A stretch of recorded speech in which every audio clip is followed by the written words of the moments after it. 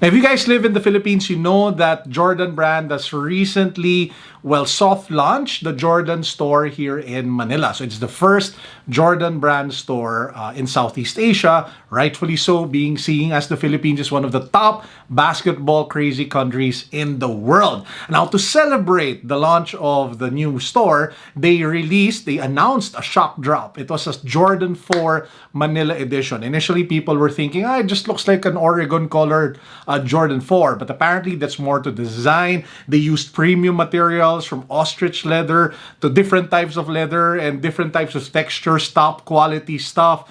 They used green and yellow, not because it was Oregon, but apparently because those were the colors of the Manila flag. I never knew that Manila had a flag. All the flag I know was obviously the Philippine flag. If you flip the sneakers over, take a look at the outsole, it's supposed to show like the colors of the actual Philippine flag, which would be blue, red, white, and yellow. Now, it's all good. It's just 150 pieces. It's super limited. It's a very limited run. But what's interesting is I'm now going over StockX to take a look at how much people are willing to pay for this shoe in the aftermarket because there are only 150 pairs. So let's go over some of them. So I'm now taking a look at size 13 and the highest bid for it is $3,000. 150,000 pesos for size 13. For size 12.5, it's also $3,000.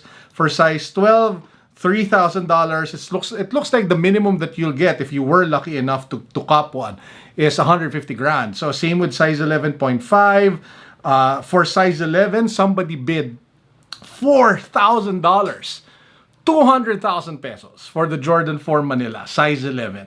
If you take a look at size 10.5, there's a bid of $3,000 US, 150,000.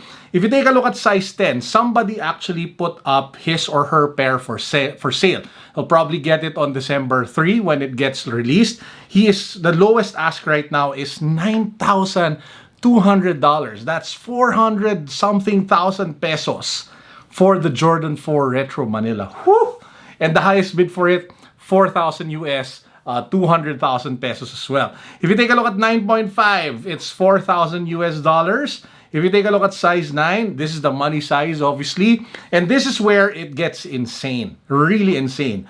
Somebody actually bid $7,000. 7 grand, 350,000 pesos for the Jordan 4 Retro Manila. Whew! Now, if you won the size 9 raffle, Merry Christmas, man. That is insane. 7,000 US dollars, an actual offer for the Jordan 4 Retro Manila. Crazy.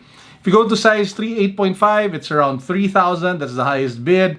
For size 8, 3. So generally, the price that a lot of people are willing to pay for it, looks like from the bids on StockX, is $3,000 or roughly 150,000 pesos. But there is a crazy guy who is willing to pay $7,000 for the pair. Now, what do you guys think about it? Are you... Personally, if I look at the prices, I think it's justified. It's just 150 pieces. The quality of the shoe, based on the photos that I've seen and from the feedback that I've gotten from my friends who were able to see the shoe on display, is literally super top notch. And the Manila thing, I think, really just elevates it. And this particular shoe will really talk to the high echelon of sneaker collectors in the Philippines. You're talking obviously about the levels of DJ Big Boy Cheng and those people, the pantheon of sneaker gods who can splurge and spend this much on this shoe. But man, 3,000 US, 150 grand, and then 7,000 US, 350 grand. Sa mga nanalo sa raffle, Merry Christmas. I'm looking at this and I'm thinking, wow, this makes the Union 4s look cheap. In terms of pricing. Grabe, so crazy. Personally, I'm happy with my Jordan 4 Fire Reds. I don't think I will be making the effort to spend this much money to be able to cop it. Because if I wanted it, the size 13 is 3,000 US, which is 150 grand, which is just too much. By the way, if you haven't seen my review of the Jordan 4 Fire Red, it's linked down below. Just check it out.